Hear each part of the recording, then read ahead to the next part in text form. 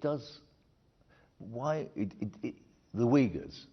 I mean, there's no question that you are a senior Muslim leader, global, and you have been silent about what, at the very least, is a serious suppression of a Muslim minority in a neighbouring country.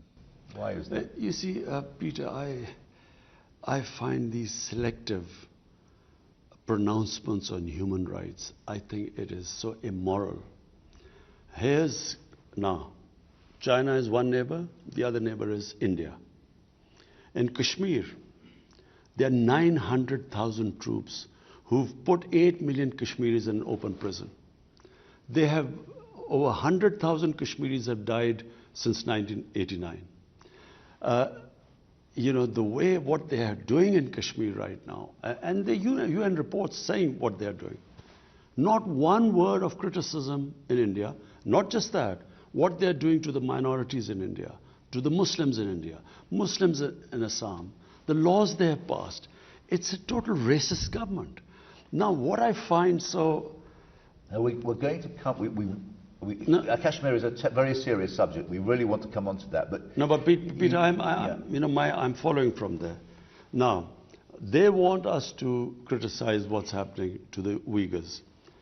We have spoken to China. The Chinese have given an explanation what is happening there. And our relationship with China is such that we have an understanding that between us we will talk to each other, but behind closed doors, because that's their nature, their culture. We do not talk about it in public. But in public, all I want to say is that why is there not such indignance about what is happening in Kashmir by the same countries that want us to talk about the Uyghurs? And my second point was also Peter, that the whole Muslim world is in turmoil. You go on from Syria to Yemen to everywhere, the Muslims dying. We, as a government, decided that our main focus right now should be a disputed territory between Pakistan and India, where all these human rights violations are taking place. Let the world take notice of that first, then we will talk about other violations of human rights. On Kashmir, the world seems to regard Kashmir as a Pakistan national interest, and you regard this as above all as a human rights issue. How can you separate the two agendas and get the world to focus on what's actually happening in India-controlled Kashmir? You see, David, Kashmir was a disputed territory between Pakistan and India, and this was confirmed by 2 United Nations Security Council resolutions, which said that the people of Kashmir will be allowed through a plebiscite under the UN auspices to decide whether they want to be part of India or Pakistan. Now, that right was never given to them. But worse, in 2019, 5th August, they had the special status until this right of self-determination was given to them. They took away the special status. And they clamped down on them by sending these 90,000 troops there, and basically Kashmir is an open prison. Now, our problem is that we are not now talking about it as a territorial issue. We are simply talking that allow the Kashmiris, and we in Pakistan have given them the other option. They don't have to come either to Pakistan or India, just their right, democratic right, if they want to be an independent country. So this is where it is. India, clearly the ball lies in Indian court. What do they do now? They cannot indefinitely have put these people in an open prison. Because having taken this step, I don't know what they expected. They are now trying to change the demography of Kashmir by bringing settlers from outside, which was also in the constitution provision prevented this from happening, that settlers would not be allowed to settle in Kashmir. And then the Geneva Convention, it states clearly that you cannot change the demography of an occupied country. You know, until that status is clear whether they're part of India, you can't change the demography. So they're actually trying to convert them from Muslim majority to a minority. How dangerous a situation?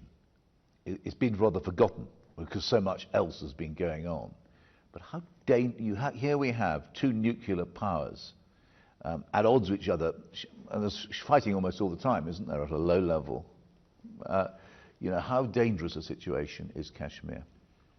Peter, if you look at the flashpoints, probably the nuclear flashpoint right now in the world is Pakistan, India. Because nowhere else is there such a situation where there are two nuclear-armed countries who've had 3 wars before they were nuclear-armed. So we haven't had a war since then because of the deterrent. I think as a 13-year-old you wanted to join up, didn't you, in 1960? I still remember. 65, yeah. I still remember that. But I feel that, you know, we had this little skirmish when there was a suicide bomb which went off in Kashmir. Indian soldiers were killed, and they blamed us. We kept saying that we will give us any evidence and we will hold those responsible. We will take them, but have them punished or even give them to India. Rather than giving us evidence, they bombed us.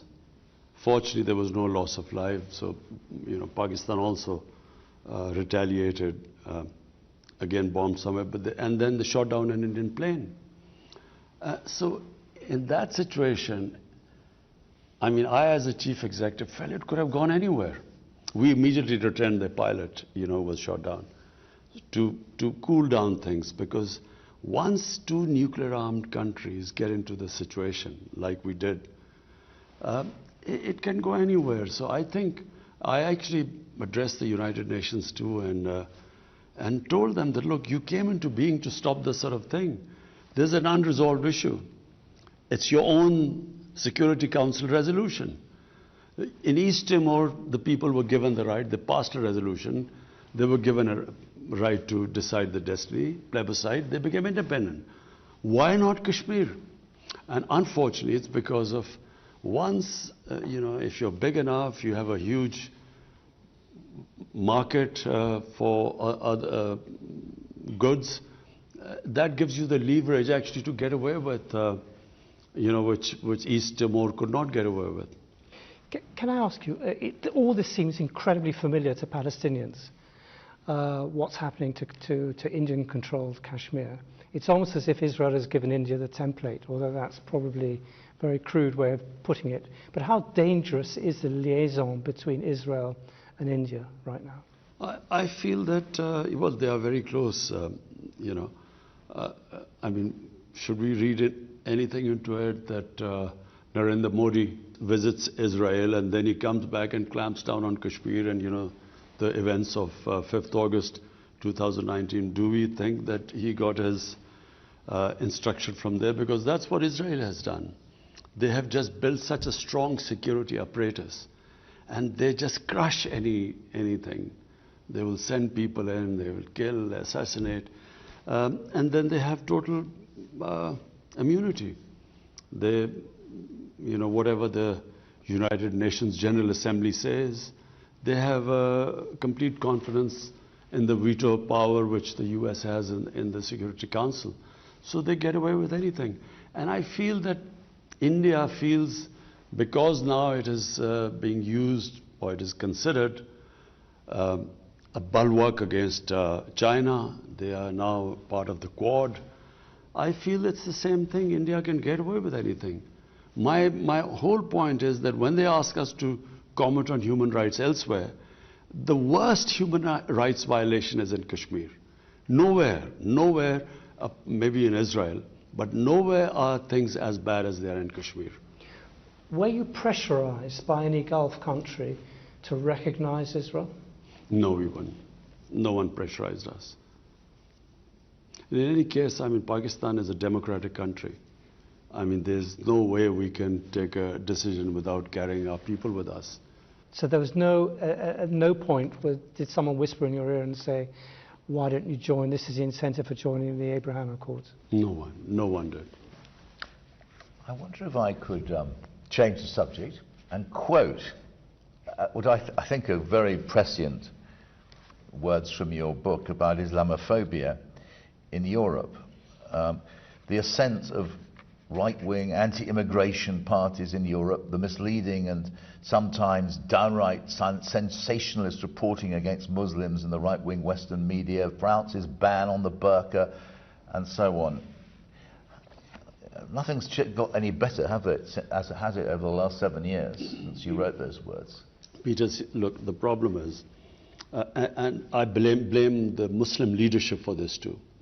So first, why did the Muslim leadership allow terrorism and Islam to be connected?